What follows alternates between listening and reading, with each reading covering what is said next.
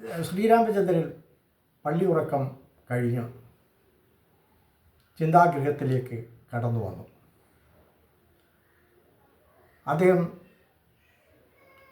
ചിന്താഗ്രസ്തനായിരുന്നു. അദ്ദേഹം രാജകിങ്കരന്മാരായ ഭദ്രൻ, പിംഗലൻ, മധുദത്തൻ, കൗശികൻ ഇവരെയെല്ലാം വിളിച്ചു വരുത്തി. അവരോട് ആജ്ഞാപിച്ചു, നിങ്ങളുടെ ഈ റിപ്പോർട്ടിൻ്റെ അടിസ്ഥാനത്തിൽ അതിന് എത്രമാത്രം വ്യാപ്തി ജനമനസ്സുകളിൽ ഉണ്ടായിരിക്കുന്നു എന്നുള്ളതിനെ സംബന്ധിച്ച ഒരു റിപ്പോർട്ട് നൽകുവാൻ ആവശ്യപ്പെട്ടു. തൽക്ഷണം അവർ അതിനായി പോയിട്ട് ഒരു റിപ്പോർട്ട് അദ്ദേഹത്തിൻ്റെ മുമ്പിൽ അവതരിപ്പിച്ചു, സമർപ്പിച്ചു. എന്താണ്? മുക്കിലും മൂലയിലും ഇതേ കാര്യം ജനങ്ങൾ അടക്കം പറച്ചിൽ നടത്തുന്നുണ്ട്. പിന്നെ ശ്രീരാമചന്ദ്രൻ താമസിച്ചില്ല.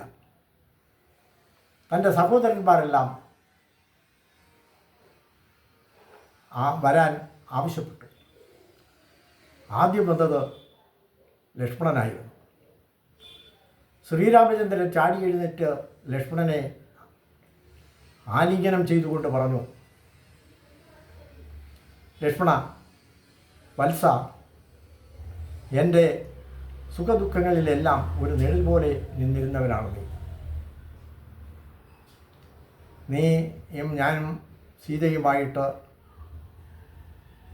വനത്തിലേക്ക് വനവാസത്തിനായിട്ട് പോകുന്ന അവസരത്തിൽ പറഞ്ഞത് അമ്മ കൗസല്യ പറഞ്ഞത് ഓർമ്മയുണ്ടോ? എന്നെ ദശരഥനെ പോലെ കരുതണമെന്നാണ്. അതുപോലെ തന്നെ സീതയെ അമ്മയെപ്പോലെ കരുതണമെന്നാണ്, കൗസല്യയെപ്പോലെ കരുതണമെന്നാണ്. അതുപോലെ തന്നെ ആ വനത്തിനെ ആ വനജീവിതത്തെ അയോധ്യയിലെ ജീവിതമായി കണ്ട് അതിനെ സ്നേഹിച്ച് അതിനെ പരിപാലിക്കണം എന്ന് പറഞ്ഞതും നീ ഓർമ്മിക്കുന്നുണ്ടല്ലോ. ഇത് പറഞ്ഞ് തീർന്ന ഉടൻ തന്നെ ഭരതനും ശത്രുഘ്നനും അവിടെ എത്തി.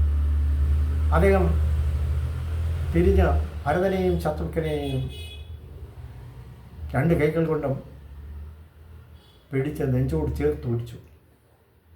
എന്നിട്ട് പറഞ്ഞു, ഞാൻ വനവാസം കഴിഞ്ഞിട്ട് തിരികെ വരുമ്പോൾ നിങ്ങൾ ഈ രാജ്യം ഭരിച്ചിരുന്നത് എൻ്റെ പാതുകം തലയിൽ ചുമന്നുകൊണ്ടാണ് എന്ന് നിങ്ങളെന്നെ പറഞ്ഞുകൊണ്ടാണ് രാജ്യഭാരം തിരികെ തന്നത്. പാതുകെ തേ പുരസ്കൃത്യ ശാസായന്തം വസുന്ധര. നിങ്ങളത് ഓർമ്മിക്കുന്നില്ലേ? എന്നാൽ ഇപ്പോൾ നമ്മുടെ രാജ്യം അയോധ്യ ഒരു പ്രതിസന്ധിയിലാണ്. ക്ഷേമരാഷ്ട്രം ഉണ്ടാകുന്നത് സാമ്പത്തിക വളർച്ച മാത്രം പോരാ, ധാർമ്മിക നിഷ്ഠയും ഉണ്ടായിരിക്കണം. ധർമ്മത്തിൽ ഊന്നിയുള്ള അടിസ്ഥാനമാക്കിയിട്ടുള്ള ഒരു ഭരണം മാത്രമേ നന്മ നിറഞ്ഞതാകൂ, അത് മാത്രമേ നിലനിൽക്കൂ. അപ്പോൾ എൻ്റെ രാജ്യം ഒരു പടുകുഴിയിലേക്ക്, ഒരു ധാർമ്മിക ച്യുതിയിലേക്ക് വഴുതി വീണുകൊണ്ടേയിരിക്കുകയാണ്. കാരണം അത് എന്നെ സംബന്ധിച്ച അപകീർത്തിയാണ്. സീതയെക്കുറിച്ചാണെന്ന് ശ്രീരാമൻ പറഞ്ഞില്ല. നിങ്ങൾ ഓർമ്മിക്കുന്നില്ലേ, സീതയെ അഗ്നിശുദ്ധി നടത്തിയിട്ട് എന്നെ ഏൽപ്പിച്ച അവസരത്തിൽ അഗ്നിദേവനും അഗ്നിയും പറഞ്ഞത്, സീത ഋഗ്വേദകാലം മുതൽ അറിയപ്പെട്ടിരുന്ന സൽസ്വഭാവത്തിൻ്റെ ദേവതയാണ്. ആ സൽസ്വഭാവത്തിൻ്റെ ദേവതയായ സീതയുടെ പുനർജന്മമാണ് എൻ്റെ പത്നിയായ സീത. അവളെ ഞാൻ അവിശ്വസിക്കുന്നില്ല, അവൾക്ക് തെറ്റ് ചെയ്യാൻ കഴിയില്ല. പക്ഷേ എൻ്റെ രാജ്യമാണ് വലുത്, എൻ്റെ പത്നിയല്ല, ഞാനല്ല, എൻ്റെ പ്രജകളാണ് വലുത്. അവർ ധാർമ്മിക വിട്ട് അധാർമികതയുടേത് ച്യുതിയിലേക്ക് അകപ്പെട്ടാൽ ഈ രാജ്യം അയോധ്യയുടെ കീർത്തി നഷ്ടപ്പെടും. ലക്ഷ്മണ, നിനക്ക് അപകീർത്തി ഉണ്ടായാൽ ഞാൻ നിന്നെയും ഉപേക്ഷിക്കും. ഭരതനോടും ശത്രുഘ്നോടും തിരിഞ്ഞു പറഞ്ഞു, നിങ്ങൾക്ക് അപകീർത്തി ഉണ്ടായാൽ നിങ്ങളെയും ഞാൻ ഉപേക്ഷിക്കും. എൻ്റെ അമ്മ കൗസല്യയ്ക്കാണ് അപകീർത്തിയെങ്കിൽ അമ്മയെയും ഞാൻ ഉപേക്ഷിക്കും. ഈ രാജ്യം, ഈ അയോധ്യയ്ക്ക് അപകീർത്തി ഉണ്ടായാൽ ഞാൻ ഈ അയോധ്യയെ ഉപേക്ഷിക്കും. അപ്പോൾ ധാർമ്മികതയെ ഊന്നിയുള്ള ബന്ധങ്ങളെ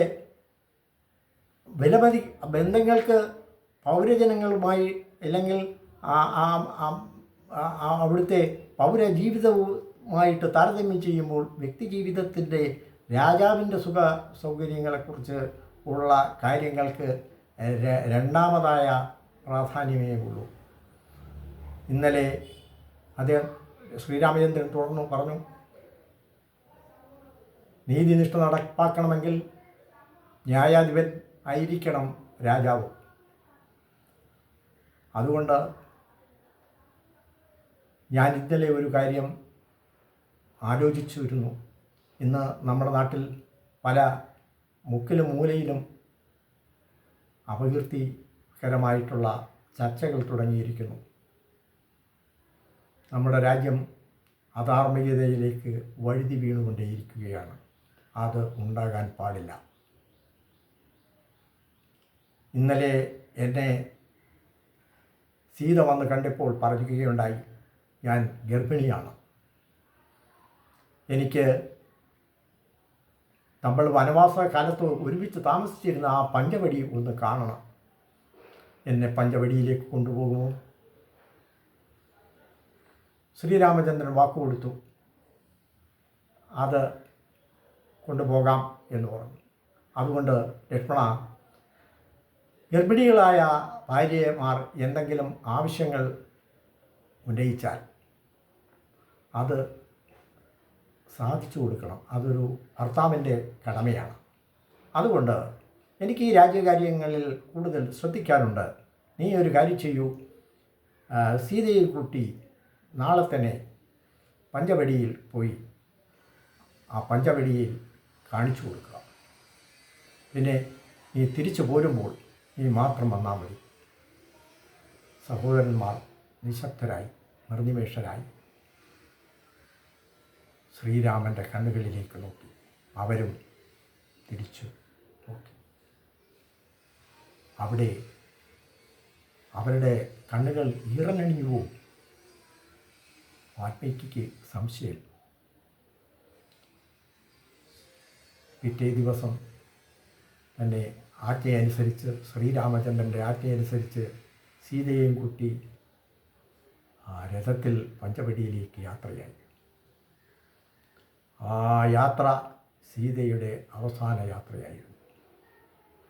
ആ യാത്ര, ആ രഥം ഒരു പുട്ടുപോലെ അവസാനിച്ചത് നിർവികാരനായി ശ്രീരാമചന്ദ്രൻ കിളിവാതിലൂടെ നോക്കി.